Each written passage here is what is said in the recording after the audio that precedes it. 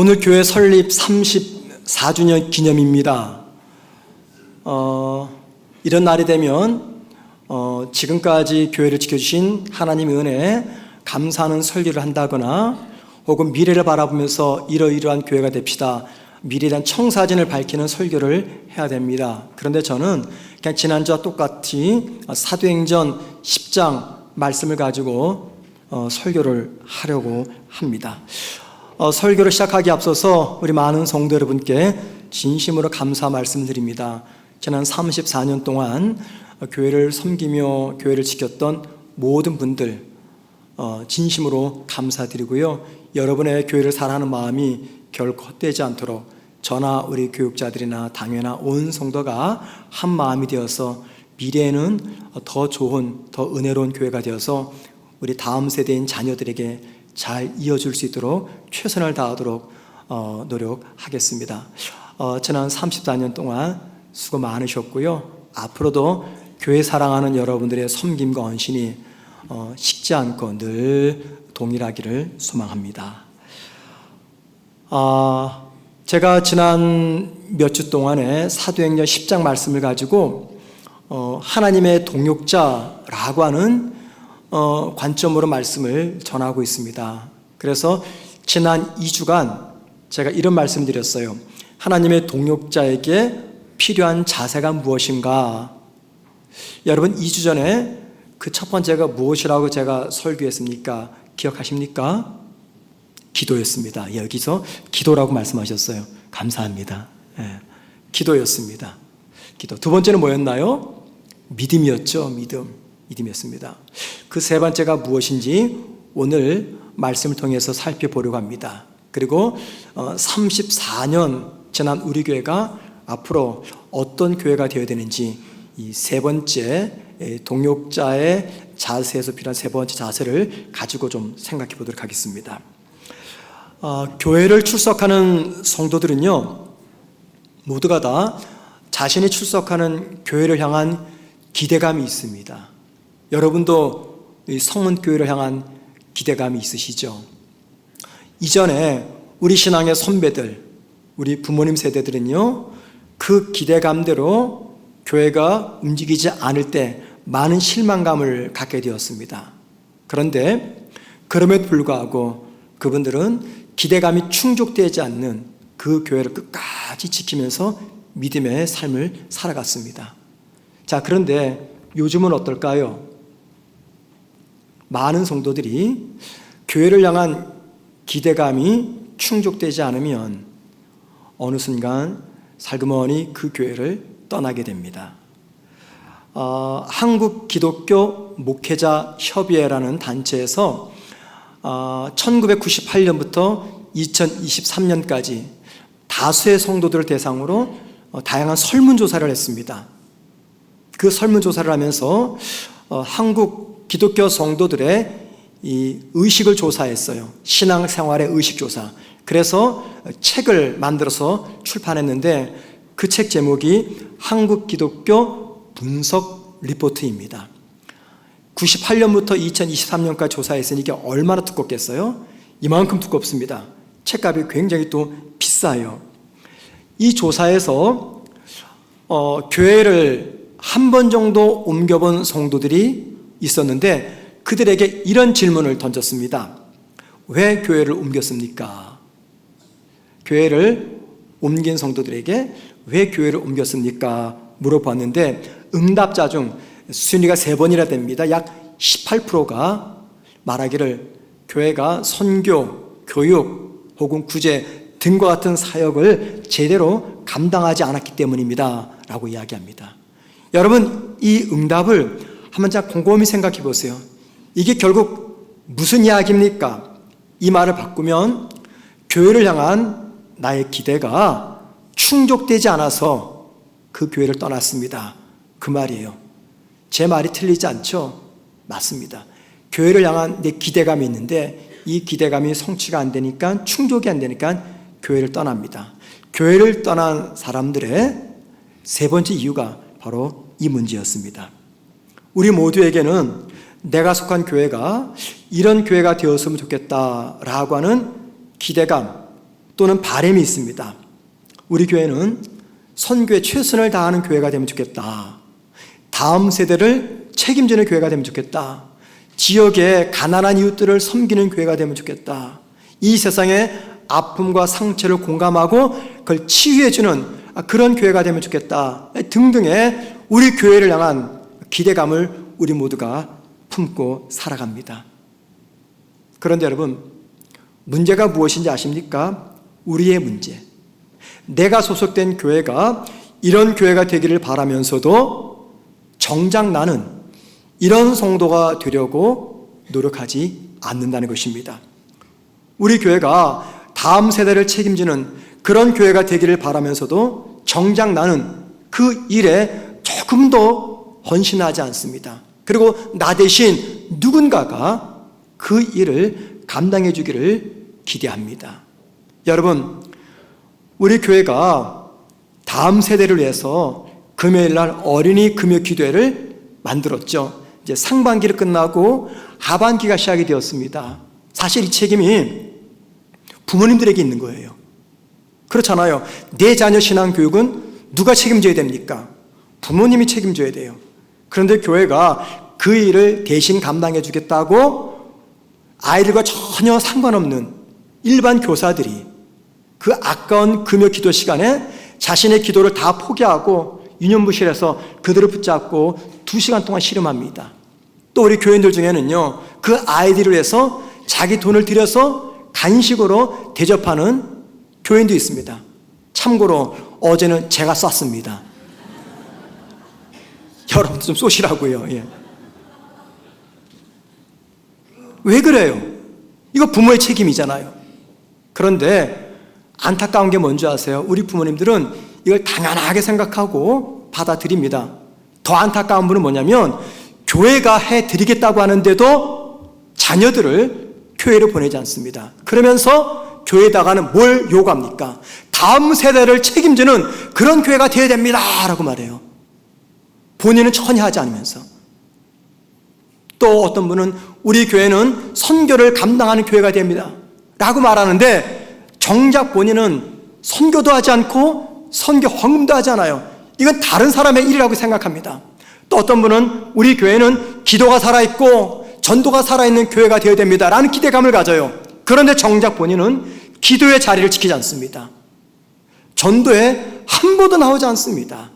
여러분, 이게 바로 문제라는 겁니다. 그런데 이 대목에서 저의 말을 절대 오해하시면 안 돼요.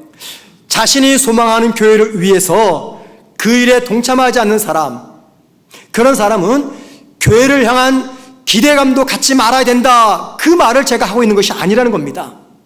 그러면 교회를 향해서 헌신도 하지 않는 사람은 교회를 향한 기대감도 가지 말아야 되는가? 그거 아닙니다. 얼마든지 교회를 향한 기대감을 가질 수가 있습니다. 그런데 여러분, 그런데 하나님의 뜻을 이루기 위해서 나 역시 그곳에 동참을 해야 된다라는 것을 말씀드립니다. 제가 동역자를 계속 반복했죠. 동역자가 무슨 뜻이라고요? 같은 뜻을, 그러니까 같은 일을 함께하는 자, 코워커라 그랬어요. 같은 일을 함께하는 자. 그러면 하나님의 동역자는 누구입니까? 하나님의 일을 하나님과 함께 하는 자입니다. 우린 계속해서 본문에서 고넬료와 베드로에게 하나님의 동역자라고 호칭을 붙였어요. 그 이유가 무엇입니까? 두 사람은 하나님이 이 땅에서 이루고 싶었던 하나님의 그 일과 뜻을 하나님과 함께 성취하였기 때문입니다. 그래서 두 사람을 하나님의 동역자라고 호칭을 불렸죠. 여러분, 이 땅에 교회가 존재합니다. 이 땅에 교회를 존재하게 하신 분이 누굽니까? 우리 주님입니다. 어떻게 존재하게 하셨습니까? 자신의 십자가 죽음과 교회를 맞바꾸셨어요. 그러면 여러분, 주님이 그렇게까지 하시면서 이 땅에 교회를 존재하게 하신 이유가 무엇 때문입니까? 이 땅에 인류를 구원하는 하나님의 그 뜻과 일을 주님을 대신해서 하도록, 그 목적 때문에 이 땅에 교회를 세워 놓으셨습니다.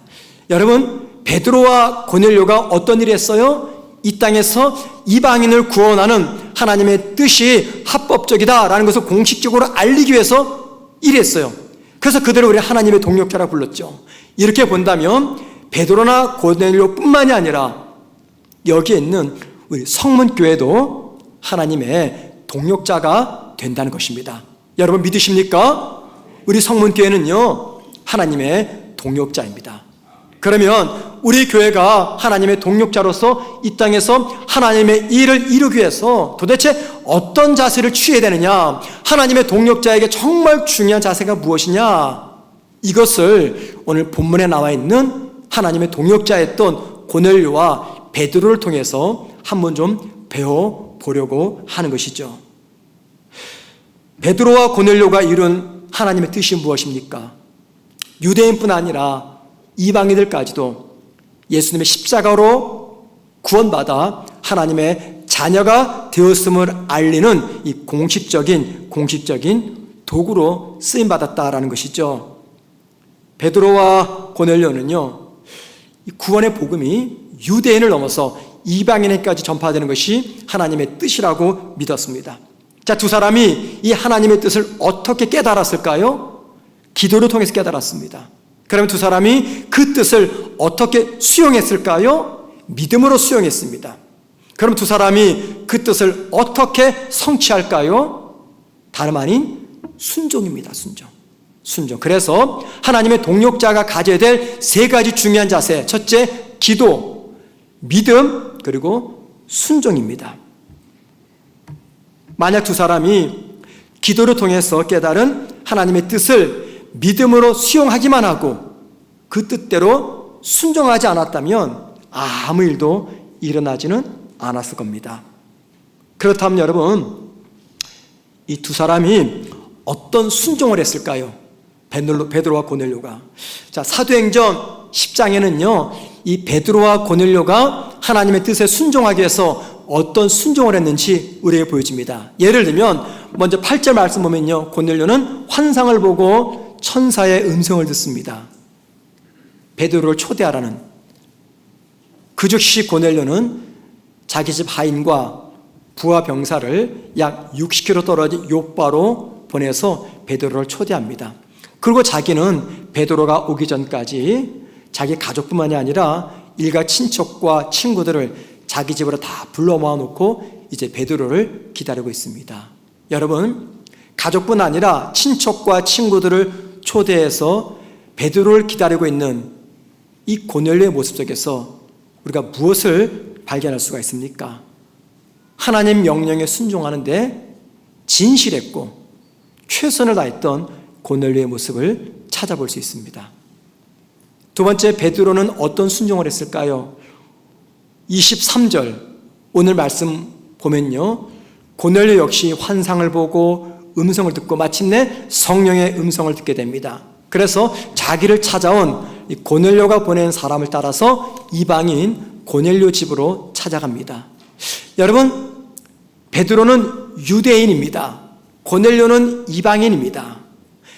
유대인이 이방인의 집에 찾아간다는 것은 이건 율법과 그들의 전통에 위배되는 것입니다. 그러니까는 지금 베드로는 고넬료를 찾아가라는 하나님의 뜻에 순종하기 위해서 그들의 조상대대로 섬겨왔던, 믿어왔던 율법과 전통을 지금 어기고 있는 겁니다. 고넬료 집에서 고넬료를 만난 베드로가 그에게 이렇게 말합니다. 사도행전 10장 28절과 29절입니다. 유대인으로서 이방인과 교제하며 가까이 하는 것이 위법인 줄은 너희도 알거니와. 지금 말하잖아요.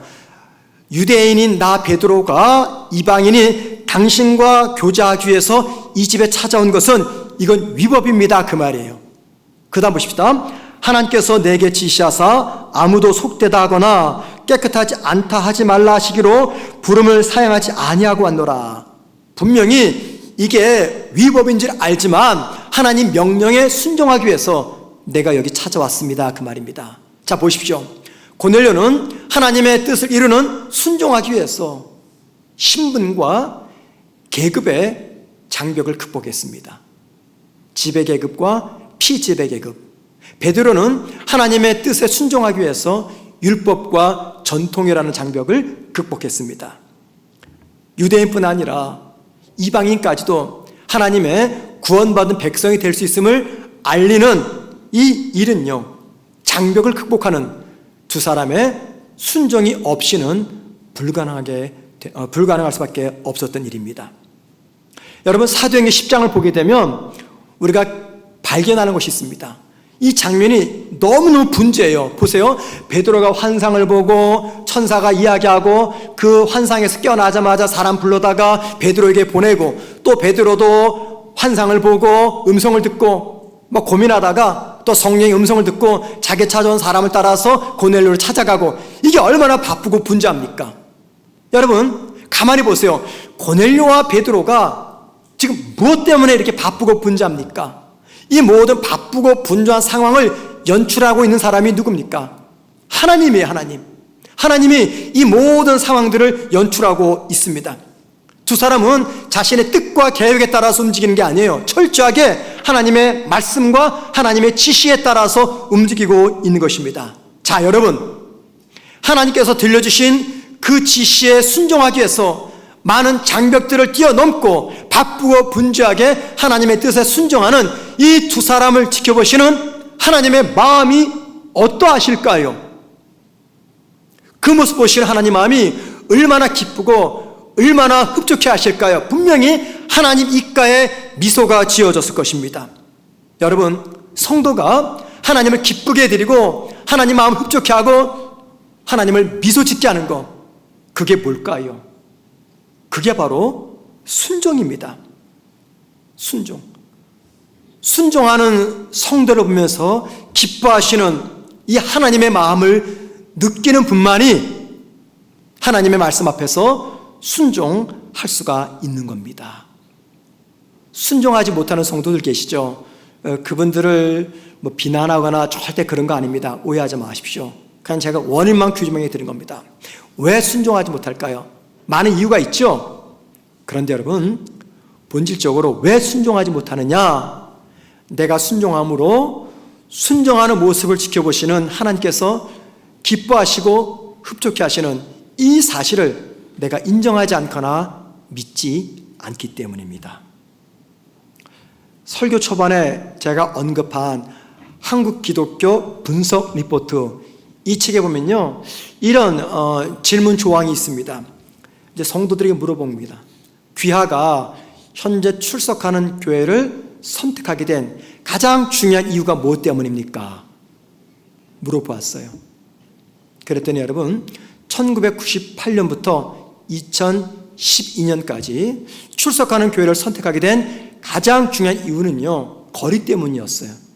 거리. 그러니까는 접근성의 요인. 그러니까 집 가까운 데 있는 거, 교회 선택하는 게 가장 중요한 요인이었습니다. 그땐 그랬거든요. 그냥 집 앞에 있는 교회 나가는 게 제일 좋았어요. 그런데 바뀝니다. 2017년부터 2023년까지 성도들이 교회를 선택하는 가장 중요한 이유, 첫 번째가 뭘까요? 목사의 설교입니다. 목사의 설교. 교회를 선택하는 첫 번째 기준이 목사의 설교라는 거, 이건 뭘 의미합니까? 한국교회 성도들에게 가장 중요한 것은 하나님의 말씀이라는 겁니다. 여러분, 이건 엄청난 축복이죠. 그도 그럴 수밖에 없는 게, 한국 교회는요, 다른 나라 선교자와 달리 외국 선교사가 우리나라 들어오기 전에 우리나라 언어로 번역된 성경이 있었어요. 다른 나라는 선교사가 들어가서 사역하다가 그 나라 언어로 성경을 번역을 해요. 그런데 우리나라는요, 이미 선교사가 오기 전에 이 조선 땅에 한국어로 번역된 성경이 있었어요. 우리나라 장로교 교파가 있잖아요. 통합 측, 합동 측, 기장 측. 이게 왜 분열되는지 아십니까?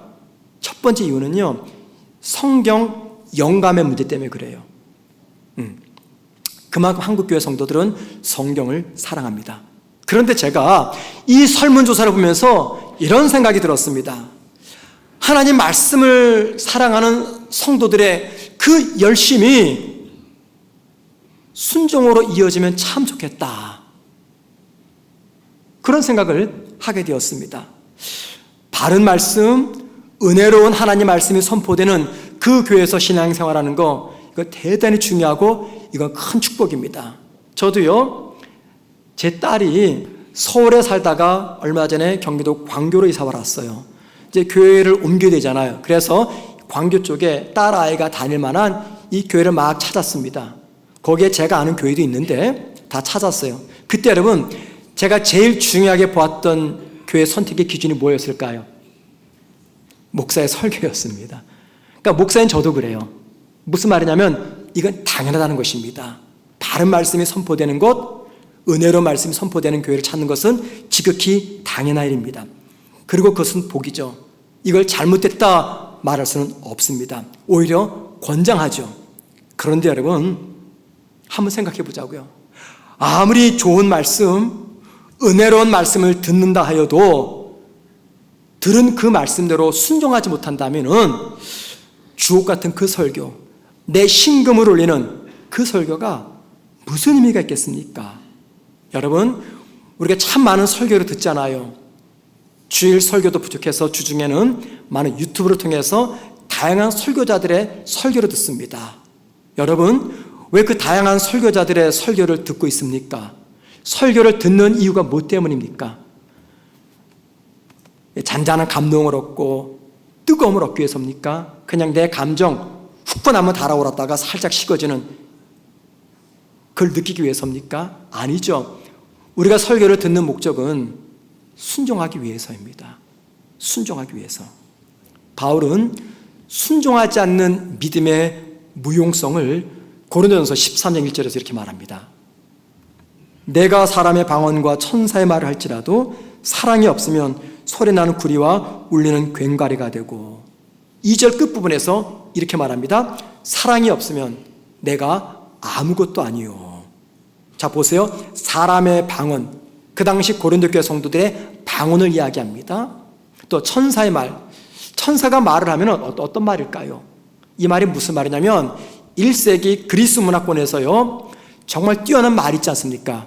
우리의 신금을 울리는 말, 감동을 주는 말, 용기를 주는 말, 정말 탁월한 말, 그런 말을 가리켜서 그 시대 사람들은 천사의 말이라고 불렀습니다. 천사의 말.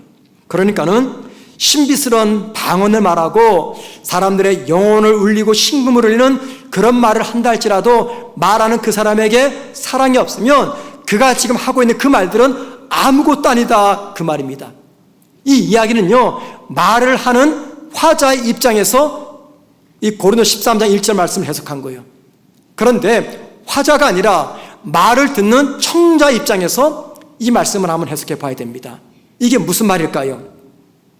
신금을 울리는 감동스러운 말을 듣고 하늘의 영광을 느끼게 하는 설교를 듣고 십자가의 사랑을 생생하게 느끼게 하는 그러한 말씀을 들어도 그 말씀을 들은 성도가 사랑에 순종을 하지 않는다면은 내가 들은, 그가 들은 모든 말씀들은 그냥 단지 울리는 꽹과리만 될 뿐이다, 그 말입니다. 바울의 이 말은요, 좋은 설교 듣는 것을 신앙생활에서 가장 중요하게 생각하는 저와 여러분에게 경종을 울리는 말씀입니다. 순종하기보다 은혜로운 말씀 듣는 것을 더 좋아한다면 이 땅에서 하나님과 함께 하나님의 뜻을 이루는 하나님의 동역자는 될 수 없습니다.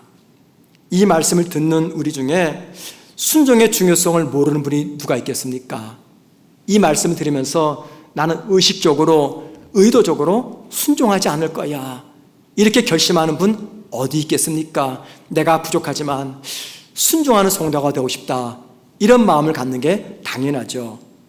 그런데 순종하기 정말 어려운 것이 사실입니다. 그러면 여러분, 우리만 순종하기 어려웠고 베드로와 고넬료는 순종하기 쉬워서 순종한 것입니까? 두 사람은 순종할 수 있는 최상의 조건이었기 때문에 순종한 것입니까? 아닙니다. 두 사람 모두 순종하기 어려운 상황 속에서 순종할 수 없는 그런 장벽을 극복하고 순종한 것입니다. 베드로와 고넬료가 순종하기 어려운 그 환경에서 어떻게 순종할 수 있었나? 두 가지 말씀을 드릴게요. 첫 번째입니다. 두 사람이 순종할 수 있었던 이유는요, 자신의 삶을 안전하게 지켜주는 안전지대를 스스로 포기했기 때문입니다. 고넬료의 삶을 안전하게 지켜주는 안전지대, 그게 뭐였습니까? 로마 군대의 장교라고 하는 이 백부장의 신분입니다. 이게 그의 삶을 안전하게 지켜주는 안전지대였어요. 그러면 베드로에게 그의 삶을 안전하게 지켜주는 안전지대 뭡니까? 율법과 전통입니다. 두 사람은 하나님 명령에 순종하기 위해서 자신의 삶을 안전하게 지켜주는 이 안전지대를 스스로 포기했습니다. 여러분, 우리 모두에게도요, 가장 편안하고 익숙한 안전지대가 있습니다. 안전지대란 공간, 장소만을 말하지 않습니다. 내 삶을 안전하게 지켜주고 편안하게 보호해주는 그런 겁니다. 그러면 여러분, 내 삶을 안전하고 편하게 지켜주는 거, 그게 뭡니까? 여러분, 솔직히 말씀해 보세요. 돈이죠? 사실이잖아요. 돈입니다. 돈이 내 삶을 안전하고 편안하게 지켜줍니다. 또 가정이죠. 나의 사회적 신분입니다. 내가 지금까지 쌓아올린 업적입니다. 혹은 루틴으로 행하는 나의 일상의 삶, 이 모든 것들이 나를 편안하고 안전하게 지켜줍니다. 저와 여러분이 이 안전지대를 떠나지 않으면 하나님 말씀에 순종하기 어렵습니다. 내 삶을 안전하게 평안하게 지켜주는 것, 이거 포기하지 않으면 순종하지 못합니다. 여러분, 누가복음 보면은 이 갈릴리 바다에서 고기 잡는 베드로를 주님이 찾아갑니다. 그리고는 나를 따라와라, 사람 낚는 어부가 되게 하겠다 라는 이야기를 들었을 때 베드로가 그 즉시 순종해서 주님을 따라갑니다. 베드로가 그때 순종하기 위해서 버린 것이 있어요. 뭡니까? 그물과 배였습니다. 이 두 가지는 베드로에게 뭡니까? 안전지대예요. 그의 삶을 안전하게 지켜주는 것, 그거를 버려야지만이 주님을 따를 수가 있었거든요. 두 번째입니다. 베드로와 고넬료가 순종하기 어려운 가운데서도 순종했던 이유는요, 두 사람에게 순종이란 특별한 것이 아니라 그냥 삶의 한 부분이었기 때문입니다.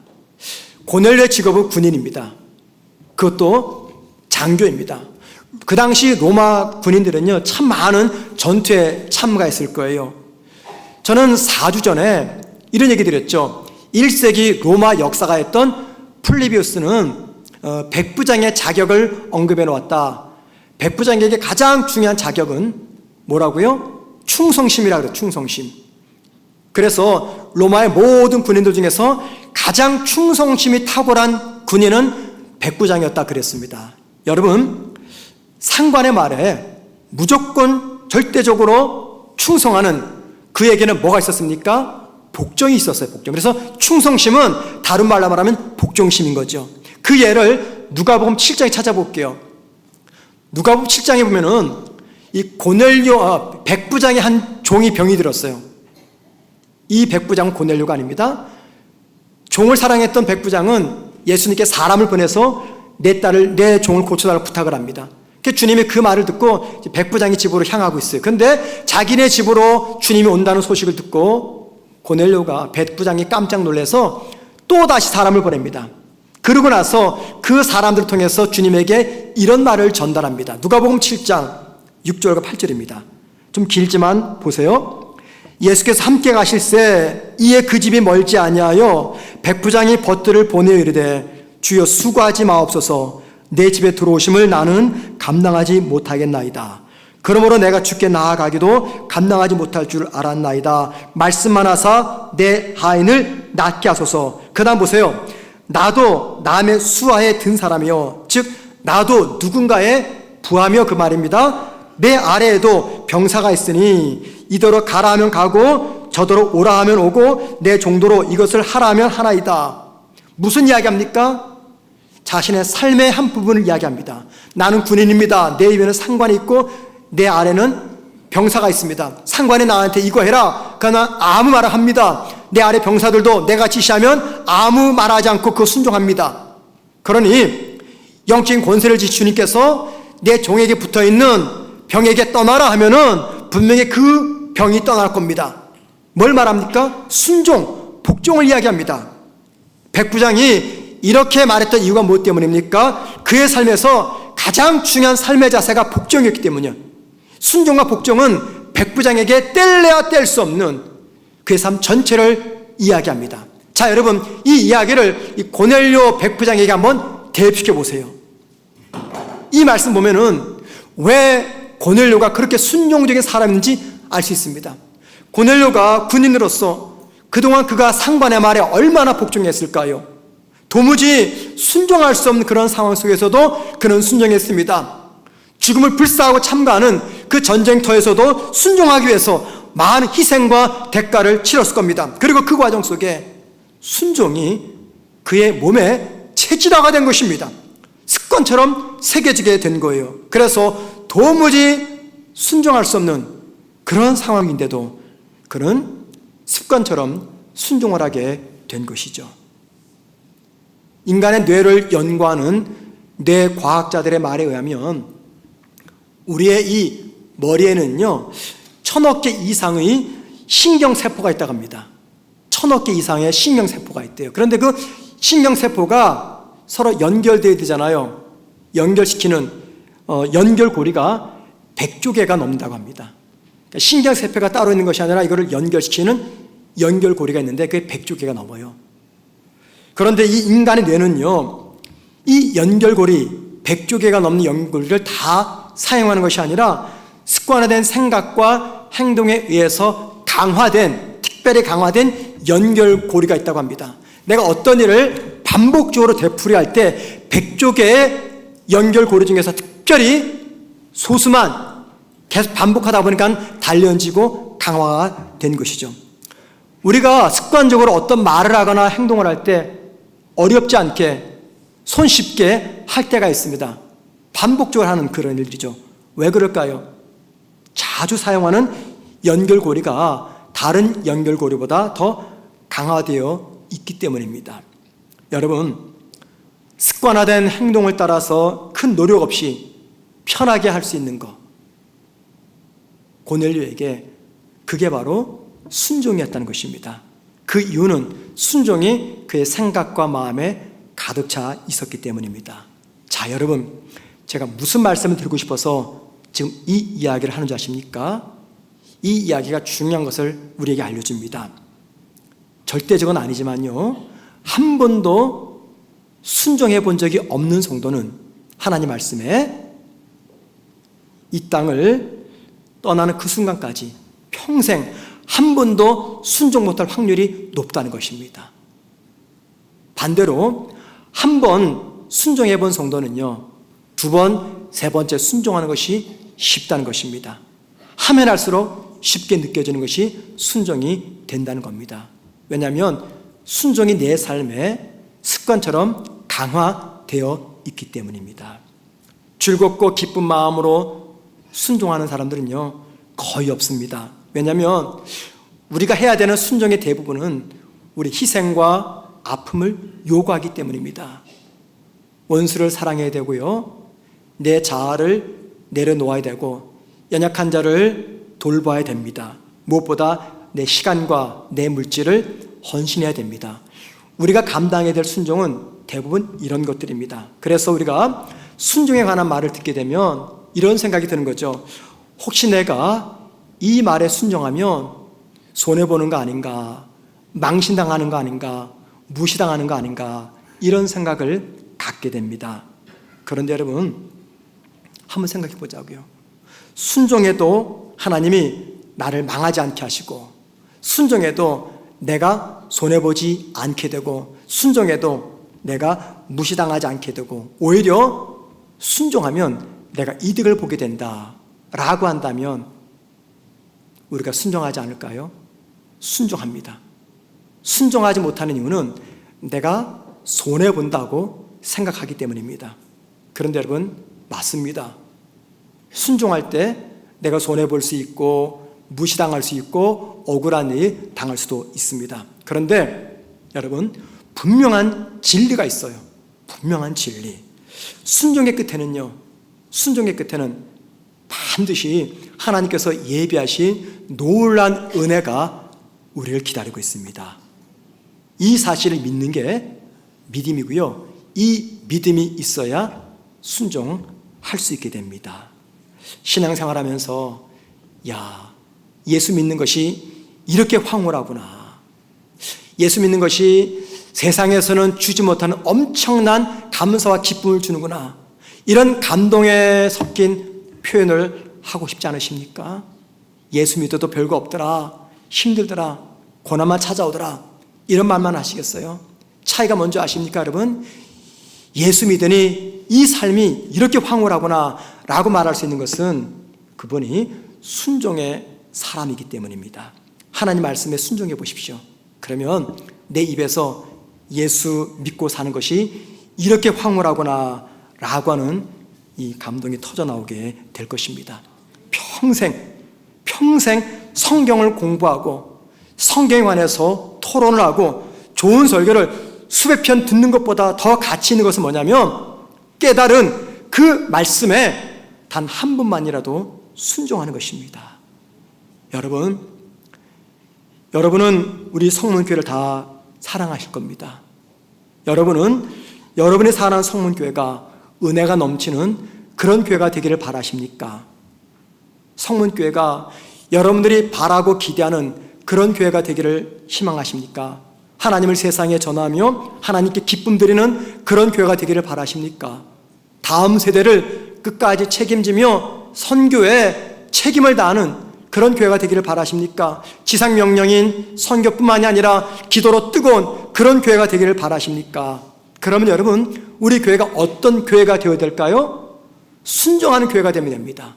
그러면 우리 교회가 순종하는 교회가 되기 위해서는 어떻게 할까요? 이 교회를 구성하는 저와 여러분이 순종하는 신앙인이 되어야 됩니다. 앞으로의 성문교회는 내가 어떤 그리스도인이 되에 따라서 판가름 납니다. 그런데 순종이 어렵죠. 지난 34년 동안 교회를 섬기며 지켜왔던 많은 성도들의 순종이 있었습니다. 그런 분들에게 여쭤볼게요. 그 당시 순종이 쉬웠습니까? 모두가 말할 겁니다. 목사님, 너무 힘들었어요. 교회를 지키며 믿음의 사람은 살기 위해서 순종하는 삶이 너무나 힘들었습니다. 다 말할 겁니다. 예, 순종은 어렵고 힘듭니다. 장벽을 극복해야 됩니다. 그런데 여러분, 중요한 게 있어요. 순종의 끝에는 반드시 은혜가 놓여 있다는 것입니다. 제가 말씀을 준비하면서 제가 지금까지 살아온 날들을 한번 생각해 보았어요. 순종이라는 관점에서 제 삶을 보았어요. 그런데 하나님께서 제 삶에 놀라운 변화, 역사, 일하심, 이런 것들을 만들어 주실 때는요, 항상 뭐가 있었냐면은 저의 순종이 있었더라고요. 물론 순종하자마자 그 즉시 새로운 변화가 나타나진 않았습니다. 그런데 그때 내가 순종하지 않았으면 이때 이런 은혜를 누리지 못했구나, 이걸 깨달아요. 궁금하다고요? 개인적으로 찾아오세요. 제가 얼마든지 말씀드릴 수 있습니다. 그때는 몰랐습니다. 순종할 때 어떤 변화가, 은혜가 날 기다리고 있는지. 그런데 시간이 한참 지나서 내 인생을 돌아보니까는 그때 겪었던 그 변화는요, 그 이전에 내가 장애를 극복하고 믿음으로 순종함으로 말미암아 찾아왔던 열매들이었더라고요. 그 예 중에 하나가 뭐냐면, 여러분, 제가 왜 성문교회에 있을까요? 저는 성문교회에 있으면 안 됩니다. 저는요, 저 경기도 분당 쪽에 있어야 됩니다. 제가 왜 여기 있을까요? 찾아가 보니까요, 그 끝에는 하나님을 향해서 제가 믿음으로 내렸던 순종의 결과들이 있었어요. 그 순종 때문에 제가 여기 있는 거예요. 무슨 말씀을 드리고 싶냐면, 순종은 정말 어렵습니다. 앞으로 우리 교회가 순종하는 교회가 된다는 거 쉽지 않습니다. 많이 갈등해야 됩니다. 여러분 스스로가 싸우셔야 됩니다. 이거 순종하면 나 손해보는데, 이거 순종하면 나 무시당하는데, 이거 순종하면 내 자존심 구겨지는데, 많이 갈등하실 겁니다. 교회에서, 세상에서, 가정에서. 그런데 여러분, 그 장벽을 극복하고 내가 순종의 사람이 되면 그런 성도가 모인 우리 교회는 순종의 교회가 됩니다. 그리고 교회는 하나님의 동역자가 될 것이지만 저와 여러분은 순종 뒤에 숨겨져 있는 놀라운 크고 작은 하나님의 은혜를 체험하게 될 겁니다. 우리 모두 순종하는 그리스도인 되시고 하나님의 동역자 되기를 주의 이름으로 축원을 드립니다.